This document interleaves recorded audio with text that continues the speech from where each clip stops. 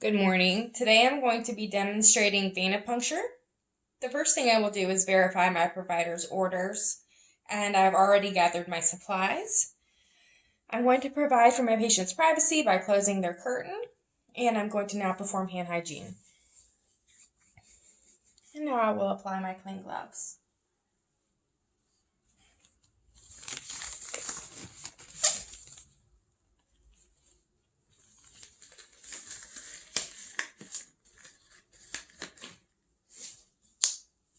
Okay. I'm going to introduce myself to my patient and their family, and I will also identify the patient using two identifiers, their name and date of birth, and I'm going to compare those to the patient's medical record along with their ID bracelet, but I'm also going to ask the patient to verbally state their name and date of birth. I have already explained the procedure to my patient, and I made sure that they consent to the procedure. Now I'm going to prepare my IV site. The first thing will do is place my tourniquet. Now the tourniquet should be placed 10 to 15 centimeters above the above the insertion site.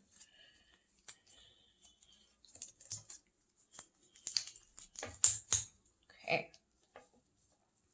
Right now I'm going to check for a distal pulse. Okay, now I'm going to clean the site where I'm going to be performing the actual puncture in the skin. I'm going to get an alcohol swab.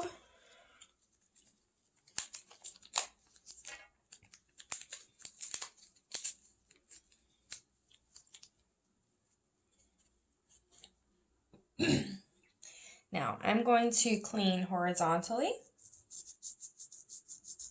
I'm going to clean vertically. And I'm going to clean in a circular motion. Make sure the site is sanitized. Okay, now I'm going to let this dry because if I stick before it dries, it might cause a little bit more of a burn for the patient. I'm going to go ahead and make sure my other supplies are ready. I have my tegaderm, do have a piece of gauze in case the patient bleeds. I have my catheter, and I also have a primed extension set that has been placed back into the sterile package to maintain sterility until I'm ready for it. Now our site looks to be about dry, so we're going to go ahead and get our catheter.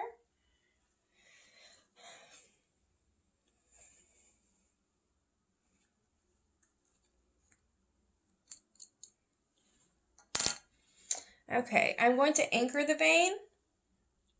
I'll also place the thumb over the vein, gently stretching the skin against the direction of the insertion site, about 4 to 5 centimeters distal to where I'm going to puncture. I'm going to now ask my patient to relax and let them know that they're going to feel a little stick. Now I'm going to be sure to insert my needle bevel up, and it's going to go in at a 10 to 30 degree angle.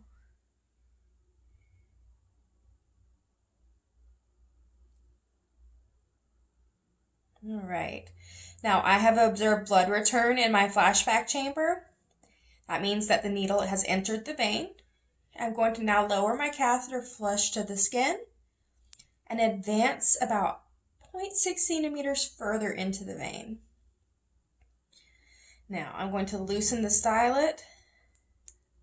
I'm still holding the skin tight while I stabilize the catheter. And I'm going to advance that catheter into the skin. All right. Now while stabilizing, I'm going to remove the needle. I'm going to release the tourniquet. Excuse me. I'm still applying firm pressure about an inch above the insertion site to the vein to make sure the patient doesn't bleed out through the catheter. Now I'm going to get my primed extension set, open that,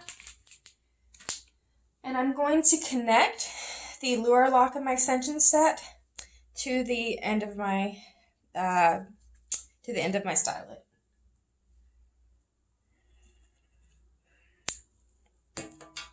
I'm making sure that I don't touch the point of entry because that should remain sterile. I'm securing this. Now I'm going to slowly flush it with the remaining saline from my pre-filled syringe. Now I'm going to secure my catheter at this time and apply the dressing.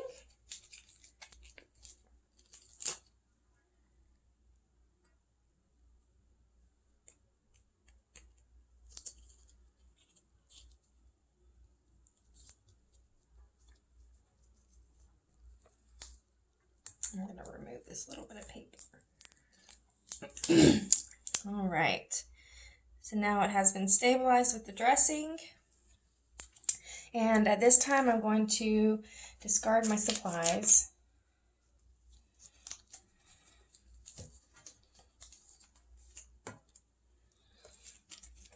All right, I'm going to help my patient into a comfortable position. And I'm going to place toiletries and personal items within reach.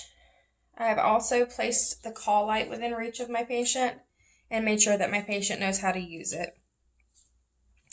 I'm going to raise the 2 side rails of the bed and lower the bed to its lowest position. I've already disposed of my supplies, made sure to leave their room tidy.